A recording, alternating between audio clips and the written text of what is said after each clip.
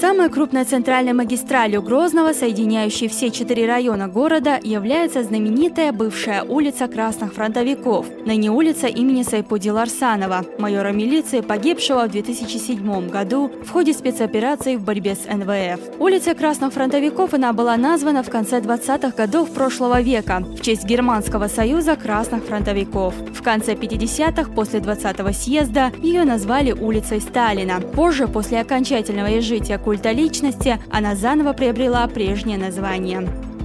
Сюда прилегали такие объекты, как в советское время дом офицеров, дом моды, роддом,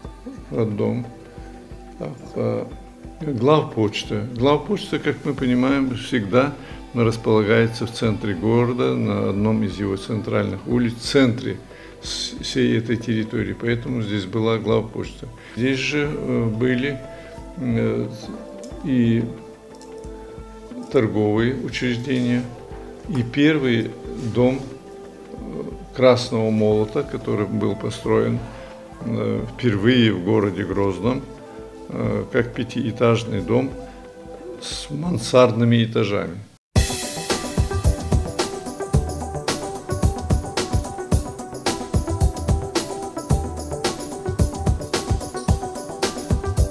Улица имени Ларсанова – одна из доминирующих в общей системе центральных магистралей города. Здесь располагается целая сеть административных объектов столицы и ее основных торговых точек. Часть объектов социальной значимости можно причислить именно к этой улице. Одно из старых зданий – Дворец пионеров. Удачно гармонируют с ними новые постройки, выдержанные по своему архитектурному исполнению в стиле 21 века. Уникальнейшее здание мобильной связи. Далее этот список продолжает объекты единого информационно-расчетного центра и один из красивейших, выделяющийся своей особой красотой, дом моды Фирдоус.